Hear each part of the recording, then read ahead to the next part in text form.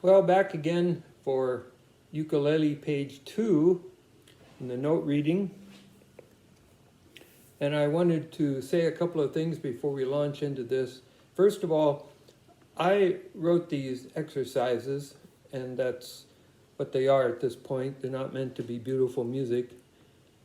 Based on the book, the way the book was set up that I started learning guitar on. It was by a man named Nick Maniloff, and it was a very old book even when I was young, so you can imagine how old it is. But the way it did it was it took the strings one at a time, and the idea was that you would see the spatial difference in between them. So that's why I started out with the A string, and then the E string. So you can see the A is up on the second space and the E is on the bottom line. So we're on page 2 here, and the other thing I wanted to mention was just what it says up at the top. Preview before you play, count through it, say the note name. So you can do all those things.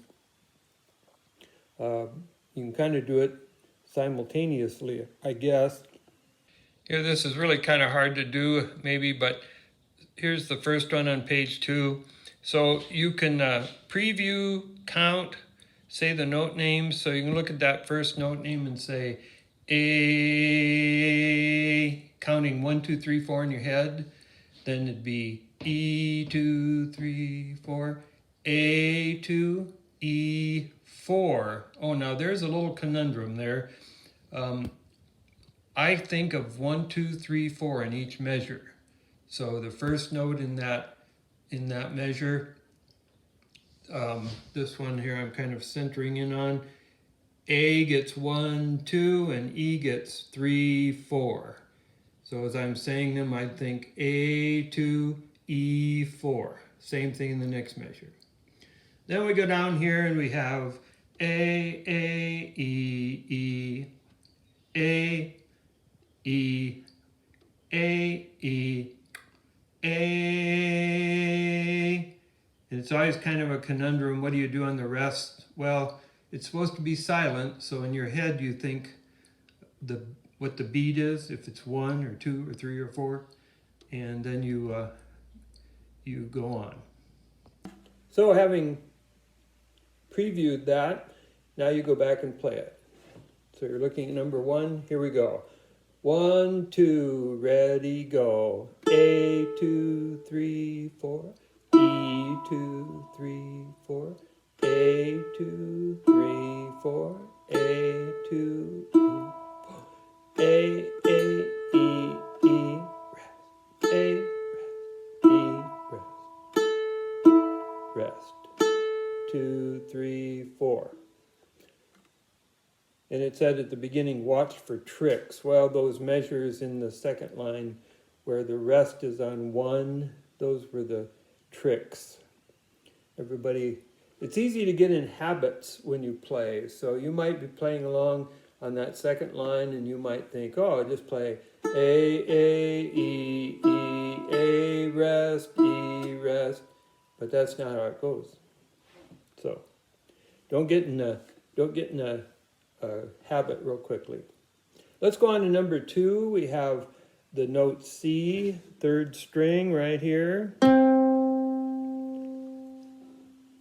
And if you need to, stop this video and count your way through it. Say the notes. Goes back up to E there in a couple measures, a few measures. So here's number 2 now that you've looked through it, previewed it. Number 2, 1, 2, ready, go. 2, 3, 4. 2, 3, 4. 1, 2, rest on 3, 4. 1, 2, 3, rest. Rest. Rest. Rest.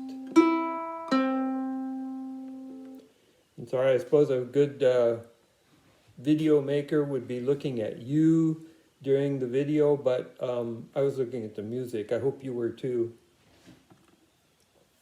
And last but not least, we have number 3. Number 3. Maybe I'll move this just a little bit here, and so you can, I know it does you to see my instrument, but okay, here we go. Here's G, which is 3 spaces below the music staff. And I forgot I should have mentioned, but now I'm mentioning in number 2, the note C is on its own little line under the staff. Those lines are called ledger lines. So for a G, you have the C ledger line, and then you have another ledger line, which will be A, and then you have the space below that, which is the low G. Now, if you don't have a ukulele with a low G, you can go eat a sandwich or something. But anyway, this is how this goes. Number 3, 1, 2, ready, go. 1, 2, 3, 4. 1, 2, 3, 4. C, G, G, C. 2, 3, 4. C, G, G, C, G, C, C, G, C. All right? So it'll, hopefully to you, it'll get a little more interesting as we go here. Thanks for watching.